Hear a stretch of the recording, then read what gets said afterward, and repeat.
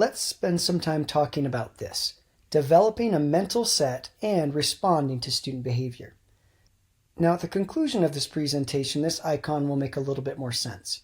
But for now, what we need to understand is that when we work to identify and address off-task and/or disruptive behavior in the classroom, we want to do so in a way that reflects warmth and caring, as well as results in a peaceful solution and helps to establish a relationship with our students. The questions that we want to be able to answer at the end of this presentation are these: how can we effectively respond to off-task and/or disruptive behavior in the classroom? As well as how can we develop optimal teacher-student relationships in the classroom? Our learning objectives are as follows. We want to be able to identify key components necessary for teachers to develop a mental set when responding to student behavior. And we also want to examine the role that teacher-student relationships play in the classroom. Now, there is no shortage of videos out there of teachers losing it on YouTube and on other sites. For example, him and a meter from her, what are you doing? You know what, Eva? Eva, decide if you're going to be here. That's a stupid question. You know why I'm standing real close to you? Because I want to make a point. I want you to get it.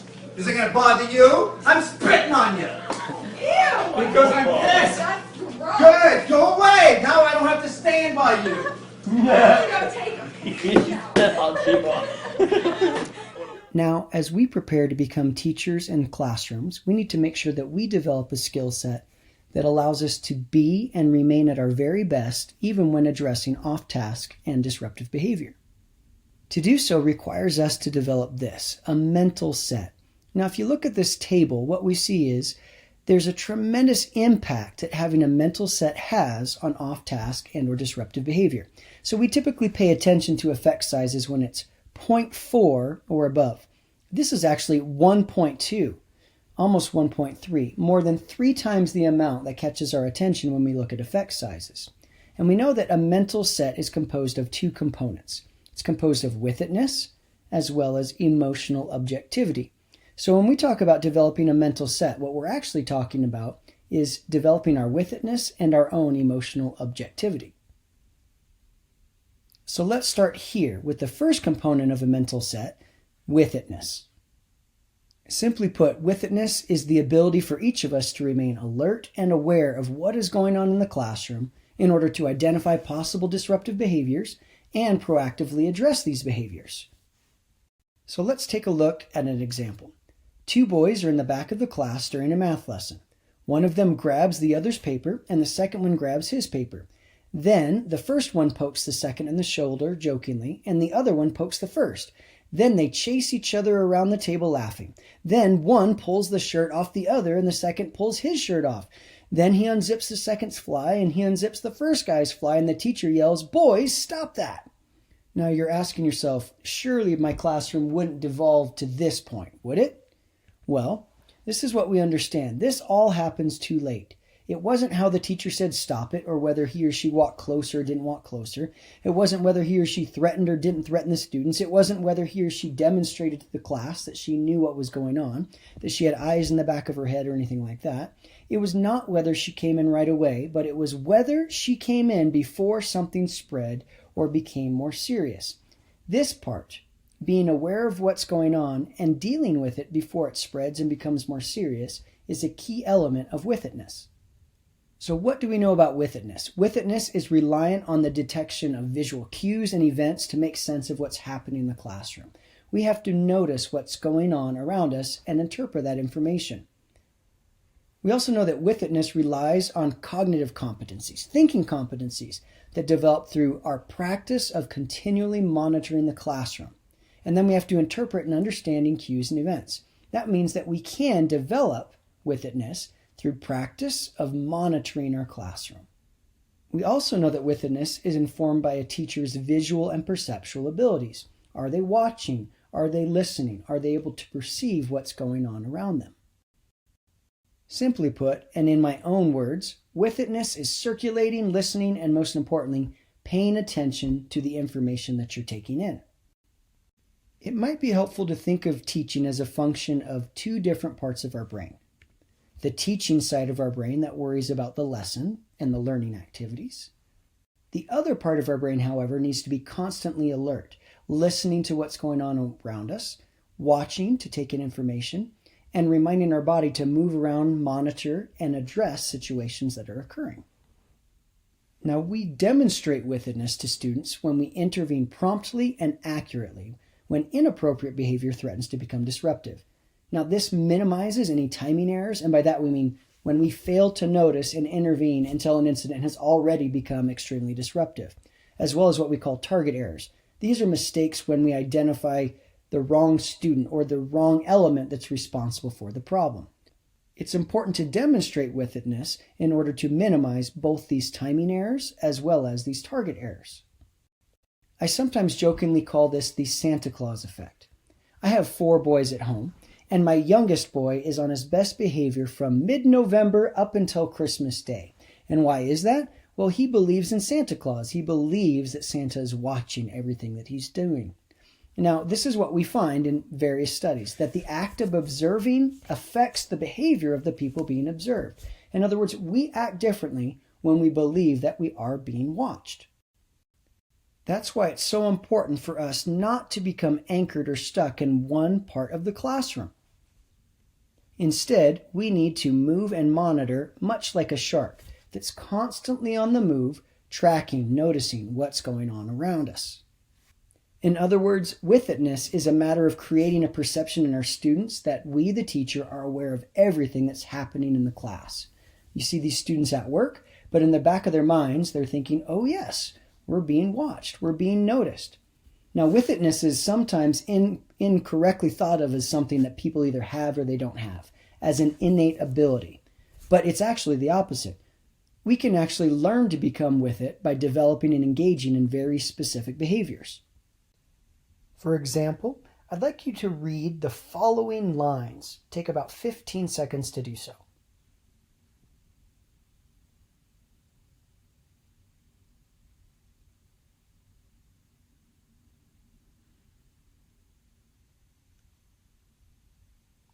Now, let me ask you this. How many F's were there in that passage? Can you remember? Take a guess. Now, what I'd like you to do is read it again in about 15 seconds, and this time be on the hunt for how many times does the letter F appear. Ready? Begin.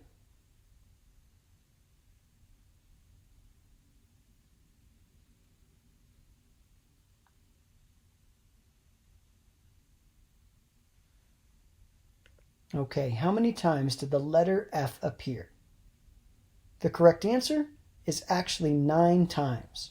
Chances are you had a much closer guess than you originally had because you were on the hunt for something specific.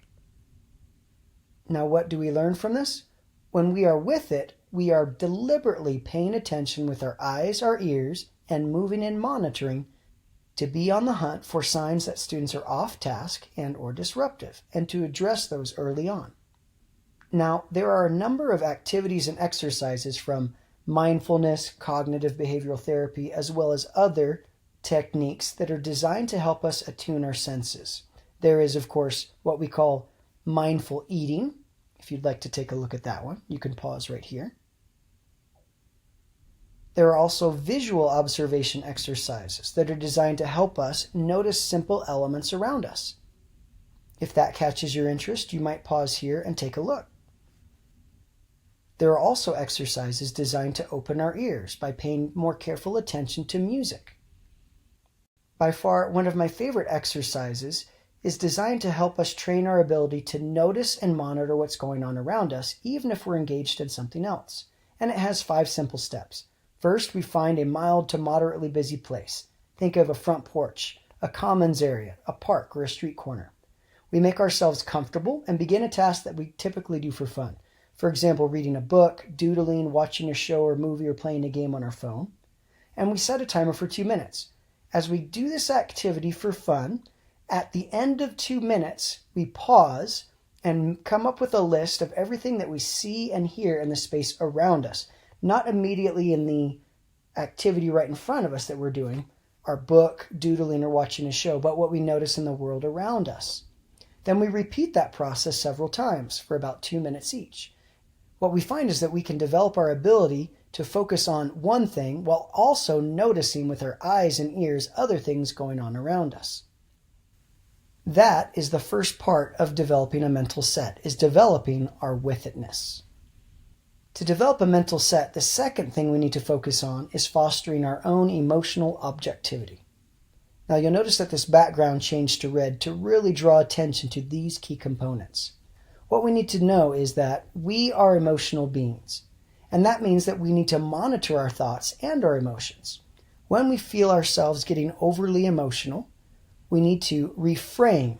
In other words, think through how we're feeling, as well as the perspective of the student, to ensure that we're responding thoughtfully and not emotionally. Even when we are feeling a little bit upset or taking things personally, it's important for each of us to maintain a cool exterior. I like to call this the duck on the pond effect, where on the surface it looks like the duck is going very, very smoothly, but if you were to look underneath the water, it's just going 100 miles an hour, those little legs going as fast as they can. On the exterior, on the surface, we always need to maintain a cool, calm presence. Now this becomes easier to do if we are working hard to take care of ourselves, physically, emotionally, spiritually, and doing everything we can to prevent and recuperate from burnout. So let's start with this part, understanding a little bit more about our emotions. We need to understand that emotions are a normal part of being human. Some of our emotions are helpful, but some not so much. For example, our normal reaction, especially when it comes to student disobedience or a lack of response, is to feel hurt or even angry. Though we feel this way, we can't act with these emotions. And why is that? Because this is a high arousal emotional state that really doesn't provide a good basis on which we should implement rules or execute disciplinary actions, and definitely does not allow us to establish relationships. So one thing that we can and must do as teachers is to identify sources of stress and other emotional triggers that make it hard for us to maintain emotional objectivity. Now these triggers can be personal events, certain times of the school year, maybe a specific student or faculty behavior that makes the teacher feel a certain way. For example, a teacher might become short-tempered toward the end of the semester because he perceives the student's inability to concentrate as some sign of disrespect rather than excitement. Another example might be this. A teacher might feel anxious because the in-laws are coming to town and allow this anxiety to affect his demeanor with the students. Now, once we identify the triggers that we have and why they make them feel the way we do, we have to try very hard not to let these feelings affect our interactions with students. So the teacher might also take extra steps to provide self-care, recognizing when he or she feels relaxed and in control, and act in a way that's more objective rather than subjective when around students. Each of us has triggers, so it's important to recognize those and then to ensure that these triggers do not impact our interaction with our students. Now, I'd like you to think for a moment about a time where you lost your cool, where you weren't your best, where you weren't at your best in a heated argument or discussion. And this is what we need to understand, is when we're upset or emotional, it actually changes the way that we think. Okay, what happens is instead of thinking with the front part of our brain, we devolve and our brain starts to release and we act upon stress hormones. Our prefrontal cortex actually begins to shut down, and instead, our hippocampus hijacks everything that we do. Think of this as our mammalian or reptile or primitive brain making our decisions for us, rather than us thinking through them. So what we can and should do is this: recognize, categorize, then actualize. In other words, recognize when we start to feel overly emotional. Then we begin to categorize, or think through, well, I'm feeling a little bit of tension in my chest and arms and head. That means I'm probably reacting angrily to the student instead of thinking through things. We also might begin to categorize or think through the student's perspective, how he or she might feel and why that might be. As we start to categorize the way that we're feeling in our perspective, as well as think through the student's perspective, we start to turn our brains back on, the prefrontal cortex. And that allows us to actualize, or in other words, implement a plan rather than act in a way that's reactive and emotional. Recognize, categorize, actualize. Realize when we're emotionally heightened, categorize our feelings, our perspective, as well as that of the student, and instead of reacting emotionally, actualize or implement the plan that we've already established. So when it comes to developing a mental set, each of these components are crucial. With itness, our ability to be aware of and to notice signs that students are off task and or disruptive and deal with those in a way that's prompt, early, and effective, as well as our ability to maintain emotional objectivity when we interact with students. We might think of addressing off-task and disruptive behavior in terms of this, using a blow dart rather than a hand grenade. When a hand grenade is used, everybody gets hurt. But when there's a blow dart, what we're doing is focusing on an individual issue or aspect of the classroom. I don't know if you've ever had the opportunity to watch somebody hunt using a blow dart. They focus in on a single element, such as a bird or something else up in the trees. That is their focus that they target without disrupting the rest of the environment. That's what we mean by using a blow dart. It's called correcting fluently or responding to misbehavior in a way that does not disrupt other students or the flow of our instructional activities. It also means that we're responding in a way that doesn't harm the relationship we've established with the student or their motivation to do their very best in our classroom. We need to understand and embrace this reality that we will encounter a significant amount of off-task and or disruptive behavior. But we can reduce a significant amount of off-task and or disruptive behavior with 3 simple elements. These elements are establishing and teaching clear expectations, monitoring student behavior, and responding to student misbehavior in a way that's effective. Now, regardless of the approach that you take to classroom management, you'll find that each approach has 2 components, proactive elements as well as reactive elements. Proactive elements are the key components we do before off-task or disruptive behavior occurs. For example, teaching and modeling our expectations, moving around and monitoring during class activities. And then the reactive component would be something more like the way that we respond. So if you look at something like the Danielson framework, this is what's said. When it comes to expectations, it needs to be clear either from what we say or by what students can infer what the expectations for student conduct are. There's clarity between teachers and students about what is acceptable and what isn't. That's why it's so important to start off the school year or a class or an activity clearly communicating to students what our expectations are. We also need to monitor student behavior. Now, according to the Danielson framework, experienced teachers seem to have eyes in the backs of their heads. They are attuned to what's happening in the classroom and move subtly to help students when necessary. They also help students re-engage with the content that's being addressed in the lesson. When this is really done well, monitoring of student behavior is preventative and subtle and sometimes a little bit difficult to observe. So again, in the classroom, we wouldn't be anchored to one spot. We would be moving all around, addressing student needs, concerns, and noticing and addressing off-task or disruptive behavior. When it comes to responding to misbehavior, we need to understand this, that even experienced teachers find that our students occasionally violate one or another of their agreed upon standards of conduct. And the way that we respond is very important. Now, teachers who are more accomplished and experienced, they try to understand why students are conducting themselves in such a manner. They don't take offense to the way a student acts or reacts. They're trying to figure out, is my student unsure of the content? Are they trying to impress their friends? And then respond in a way that respects the dignity of that student. Overall, the best responses are always going to be those that address behavior early on, although it's not always possible to do so. So what does this look like in a classroom? Typically, when we notice students are off task and or disruptive, we use nonverbal cues. We might move our body a little closer to them, reduce the distance between us and them. We might also make eye contact, tap their desk. But if necessary, we can and should provide verbal reminders. Get closer to a group of students or a student and say, as a reminder, during our activity right now, we're supposed to be working on da-da-da-da. Let's make sure that happens. Thank you so much. And then take a few steps back and allow the student to make a better choice. Now, how can we tell if the way that we're addressing off-task or disruptive behavior is effective? If there is less of the undesirable behavior over time, or if it goes away completely, we have worked with the student in a way that is effective. Another way to tell if we're interacting with our students in a way that's effective is if there's an improvement in our relationships with our students. So now let's talk about this, teacher-student relationships. Now, when we look at large-scale studies about the effect of teacher-student relationships on classroom behavior, we find that in every grade level, with every age group of students, the teacher-student relationship consistently reduces off-task and/or disruptive behavior. It's important, however, to talk about what an effective teacher-student relationship is not. For example, effective teacher-student relationships really have nothing to do with how cool we are, that is, the teacher's personality, or whether or not the students view the teacher as a friend. Instead, what we want to seek to develop is the optimal teacher-student relationship.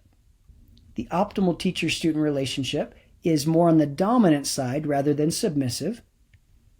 By high dominance, we're really talking about being clear and providing strong guidance to students. This should be both academic and behavioral.